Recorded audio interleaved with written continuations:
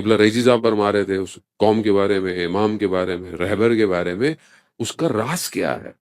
اس کا راز یہی ہے کہ جو خود امام خمینی کے جملے ہیں، ہرچ داریم از محرم و سفر از، جو کچھ ہمارے پاس ہے وہ محرم اور سفر کی وجہ سے، اور یہ محرم اور سفر آسان نہیں ہے۔ ان قوم کے پاس بھی محرم سفر ہے اور ہمارے پاس بھی محرم سفر ہے، ایسا نہیں ہے۔ ہمارے جوانوں میں بہت ہے، ہمارے علماء کرام ہے، لیکن بہرحال ہمارے یہاں بھی کوشش کی جاتی ہے کہ محرم برائے محرم ہو، مجلس برائے مجلس ہو، بیداری نہ ہو، گفتگو نہ کی جائے، نظام کی بات نہ کی جائے، سیاست کی بات نہ کی جائے۔ خوب یہ گھبراہٹ ہوتی ہے لوگوں کو، پوری دنیا کو گھبراہٹ ہے، لیکن جہاں پر یہ گھبراہٹ نہیں تھی، آج اس نے دنیا کے ایوانوں کو ہلا دیا ہے۔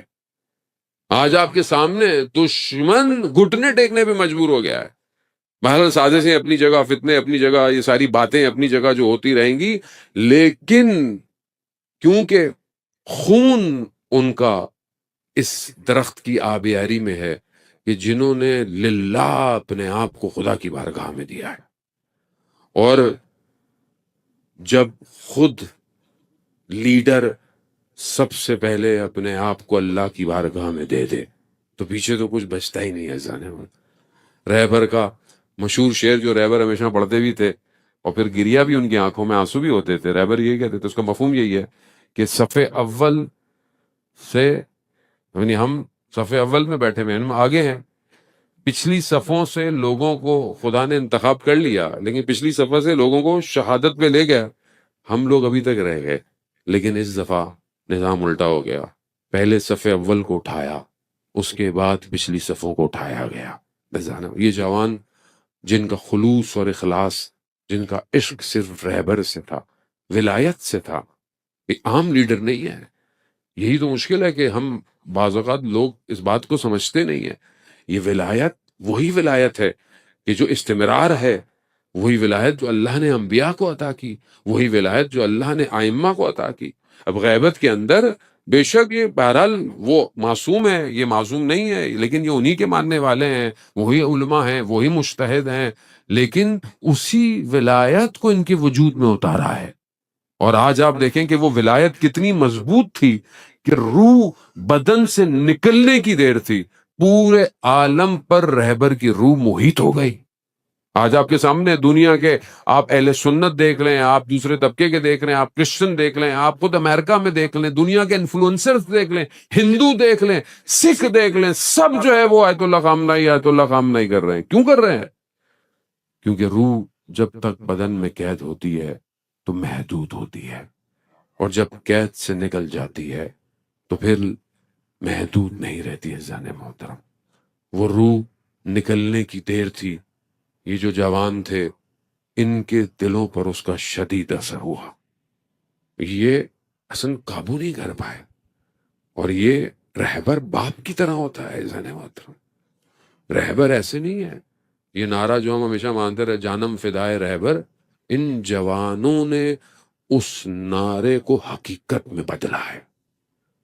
ہم جیسے لوگ ابھی تک زبان سے یہ نعرے لگا رہے ہیں، لیکن انہوں نے اس کو اپنے وجود سے اظہار کیا ہے۔ یہ نقصان نہیں ہے۔ اور میں یہ سمجھتا ہوں کہ یہ جو اللہ نے عزت دے دی پاکستان کو، یہ ان جوانوں کے خون کا صدقہ ہے۔ لبیک یا حسین،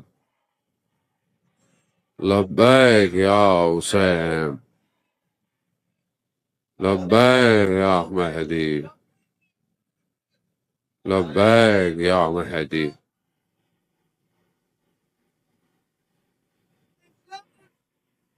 اللہم صلی علی محمد۔ وزان محترم، بہرحال اب ہمیں یہ دیکھنا ہے کہ جو جانے والے ہیں وہ تو چلے گئے، وہ اپنا کام کر گئے، وہ زندہ بھی ہیں، مردہ بھی نہیں ہے۔ قرآن کی صریح آیت ہے کہ تم ان کو گمان نہ کرو کہ یہ مردہ، وہ زندہ ہے۔ وہ اپنا کام کر گئے، وہ اپنا کام کر رہے ہیں۔ ہم نے کیا کرنا ہے؟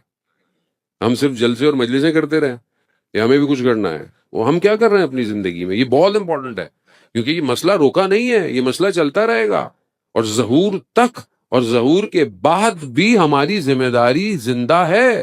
ہم اس کے لیے کیا کر رہے ہیں؟ ہمیں اس کے لیے اپنی کوشش کرنی چاہیے۔ ہم اس کے لیے اپنے آپ کو کوشش کریں، اپنے جو ہمارے رہبر ہیں سید مجتبیٰ خامنہئی، ہم بہرحال ان کی اطاعت کو اپنے لیے بہتر کریں، اپنے آپ کو بہتر کریں.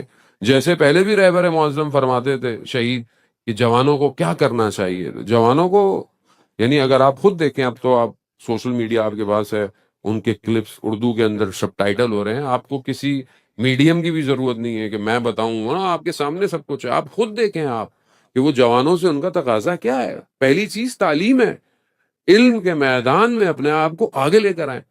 آج آپ کے سامنے آپ دیکھیں، دنیا اگر آج کہیں گھٹنے ٹیک رہی ہے، کس کے آگے ٹیک رہی ہے؟ ایران کے آگے. کیوں ٹیک رہی ہے ایران؟ کیونکہ ایران اپنے رہبر کے تابع میں تھا، اطاعت میں تھا. جوانوں نے علم کے میدان کو چھوڑا نہیں.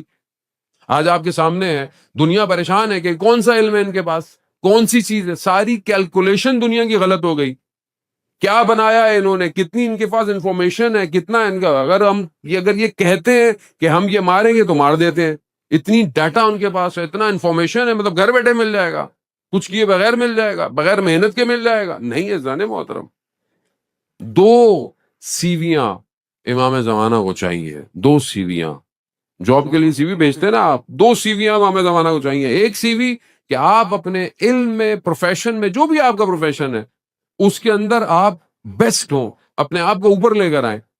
چاہے وہ ڈاکٹر ہو، چاہے وہ انجینئر ہو، چاہے وہ سائنٹسٹ ہو، آرٹسٹ ہو، اے آئی ہو، گرافک ڈیزائنر ہو، سیلز مین ہو، مارکیٹنگ کا ہیڈ ہو، کوئی بھی کام ہو، کسی کو بھی کام آپ کرتے ہیں اس کے اندر آپ سیکھیں، اپنے وقت کو ضائع نہ کریں. وقت بہت ہوتا ہے انسان کے پاس، سوشل میڈیا پہ بیٹھ کے انسان ضائع کرتا رہتا ہے. ایک تو اس میں بیسٹ ہو. دوسری سی وی، آپ اللہ کی بارگاہ میں رات کو عبادت گزارو. ہو ہی نہیں سکتا جو شخص، آپ جانتے ہیں تہرانی مقدم جس نے یہ سب سے پہلے میزائل بنائے تھے، انہوں نے جب میزائل سٹارٹ کیے تھے اس سے پہلے ان کی راتیں نماز شب میں ہیں، تہجد میں ہیں. تہجد کی نماز پڑھ کر خدا کی بارگاہ میں گریہ کر کر انہوں نے یہ ٹیکنالوجیاں حاصل کی ہیں اور اللہ کے لیے کی ہیں. اور آج آپ کے سامنے دنیا ان کے سامنے ٹک رہی. دنیا 2+2 دیکھ رہی ہے، وہاں معاملہ کچھ اور ہے. معجزہ بھی وہیں ہوتا ہے جہاں پر محنت کی جاتی ہے. بغیر محنت کے معجزے بھی نہیں ہوتے. جانے ہوتا امام بھی دیکھ رہے ہیں، امام بغیر امام میں، امام کے وجود کے یہ معرکہ نہیں ہو سکتا. امام پیچھے ہے، صاحب زندہ ہے، جو اصل وارث ہے وہ زندہ ہے. لیکن وہ بھی تو یہی دیکھے گا نا کہ میرے لیے کون کر رہا ہے، کون زبان سے الجل بول رہا ہے اور کون اپنے عمل سے الجل بول رہا ہے. فرق ہے قوموں کے اندر جانے محترم. وہ قوم آج ہر میدان میں، سوشل میڈیا آپ دیکھ لیں، آپ آزاد بچے زیادہ آج کل جوان سوشل میڈیا یوز کرتے ہیں نا، انسٹاگرام ہے، ٹک ٹاک ہے، آج کل سنیپ چیٹ ہے، فیس بک، یہ یوز کرتے ہیں. اس میڈیم میں بھی دیکھ لیں آپ، دیکھیں ایران کے جوانوں کو انہوں نے کیا کیا ہے دنیا کو. جس طریقے سے وہ ہر پوائنٹ پہ انہوں نے اے آئی کو جنریٹ کیا ہے اور اے آئی کے ذریعے سے دشمن کو گھٹنے ٹکا دیا ہے انہوں نے. یعنی اپنا وار فیئر ہر فیلڈ میں. یہاں پہ بلڈنگیں ٹوٹ رہی ہیں، یہاں پر گر رہا ہے، مگر آپ ان کے چہروں پر مسکراہٹیں دیکھیں، آپ ان کے لبوں پر مسکراہٹیں دیکھیں، آپ اطمینان دیکھیں آپ، کیونکہ انہیں پتا ہے کہ وہ جو مارے جا رہے ہیں وہ اللہ کی راہ میں مارے جا رہے ہیں اور خدا نے وعدہ کیا ہے اور خدا اپنے وعدے سے پیچھے نہیں ہٹتا. کیونکہ قرآن میری زندگی میں کم ہے، اس لیے مجھے پتہ ہی نہیں ہے کہ قرآن میں اللہ نے وعدہ بھی کیا ہوا ہے. عزیزان محترم، ہم اپنی ذمہ داری کو نبھائیں. ہر معاشرے میں مشکلات ہیں، ہمارے معاشرے میں ہماری مشکلات ہیں، ہمارے اپنے ملک کی مشکلات ہیں، ساری اپنی جگہ پر. لیکن دوسروں کی غلطیوں کو اپنی ترقی میں رکاوٹ نہ بننے دیں. کوشش کریں، آگے بڑھیں.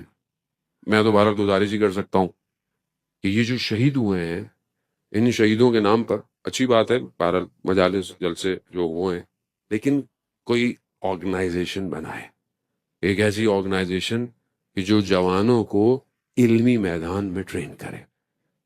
ان شہداء کے نام پر کوئی این جی او بنے، کوئی سٹرکچر کھڑا ہو. ان شہداء کے نام پر کوئی اخلاقی دروس ہوں کہ جو جوانوں کو اللہ کی بارگاہ میں قریب کریں. ایسا نہیں ہوتا. بہرحال یہ ہماری ذمہ داری ہے. کنسٹرکٹیو کام یہی ہے. آپ ہمارے لیے رول ماڈل بہرحال وہی شہید ہیں جو ادھر ہوتے ہیں. بہرحال میں تو پچھلے 20-21 سال سے انہی شہداء کو دیکھتا ہوں کہ جو آپ دیکھیں ان کے اوپر بکس لکھی گئی ہیں. آپ بڑے بڑے جتنے بھی شہید ہیں آپ دیکھ لیں گے, شہید چمران ہے, بہرحال اس کے علاوہ بھی شہداء کی کتابیں ہیں. ہم بھی خود بہرحال ان چیزوں کو کریں, ہم ان شہداء کی زندگیوں کو رول ماڈل بنائیں.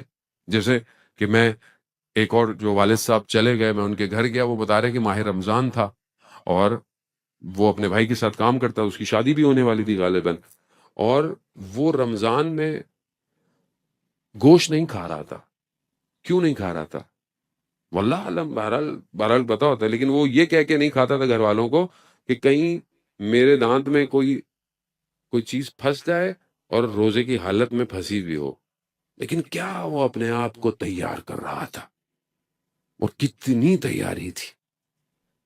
اور ایک وہ جوان جو کہ مہمان تھا ان کا بہن کا بیٹا تھا شاید, جو بلتستان ہاں اسکردو کے آس پاس سے آیا ہوا تھا, وہ مہمان تھا. اس کو انہوں نے منع بھی کیا کہ مت جاؤ, کہا کہ نہیں میں رہبر کا مقلد ہوں, میرے اوپر واجب ہے جانا. اذان محترم کہاں سے لائیں گے آپ یہ جوان, کہاں ہے؟ یہی جوان ہے اذان محترم جو امام زمانہ کو چاہیے. یہی ہے جوان کہ جو خلوص اور اخلاص کے ساتھ آگے بڑھتا ہے. اس سے کوئی فرق نہیں پڑتا کہ آپ کیا کرتے ہیں. بہرحال اپنے آپ کو ہر میدان میں آگے لے کے جائیں. اور امام حسین علیہ السلام کا ایک جملہ, اور بس میں آپ سے اجازت طلب کروں گا. عزیزان محترم, امام نے مکہ چھوڑتے ہوئے جو شرائط بتائی تھی وہ بہت ضروری ہیں. بہت مختصر میں آپ کی خدمت میں. پہلی چیز امام نے یہی فرمائی تھی مکہ چھوڑتے وقت, کربلا جب جا رہے تھے, کہ کیا تم اپنے خون کی قربانی دے سکتے ہو؟ خون کی قربانی دے سکتے ہو, پہلی چیز. دوسری, کیا تم دنیا کو ترک کر سکتے ہو, دنیا کو چھوڑ سکتے ہو؟ تیسری, کیا تم لقاء اللہ چاہتے ہو, خدا سے ملاقات چاہتے ہو؟ اگر یہ 3 چیزیں تم کر سکتے ہو, پھر امام نے کہا فل یرحل معنا, ہمارے ساتھ کوچ کرو. اگر ہم بھی چاہتے ہیں اس کی بارگاہ میں جانا, تو عزیزان محترم ابھی بھی دنیا کا بازار جو ہے وہ ہے, اور اللہ کی بارگاہ میں ہم بھی اگر چاہیں تو ہم بھی اپنی قیمت کو لگا سکتے ہیں. بہرحال خدا کی بارگاہ میں دعا وہ ہیں, پروردگار امام زمانہ کے ظہور میں تاجیل عطا فرما, ہمیں ان کے ناصروں ان کے مددگاروں میں شمار فرما. رہبر معظم سید مجتبیٰ خامنہئی کو طول عمر اور سلامتی عطا فرما. ہمارے وطن عزیز پاکستان کو عزت اور استحکام عطا فرما. جو بھی انقلاب کے لیے, حکومت اسلامی کے لیے, مسلمانوں کے لیے بہتر ہے, پروردگار ہمیں اس کو انجام دینے کی توفیق عطا فرما. تمام شہداء جو خدا کی بارگاہ ہیں, پروردگار ان کے درجات کو مزید بلند فرما, ان کے گھر والوں کو صبر عطا فرما. پروردگار ہمارا خاتمہ بالخیر عطا فرما. اللہم ارزقنا زیارت الحسین فی الدنیا و شفاعتہ فی الآخرہ. صلوات بیت محمد و علیہ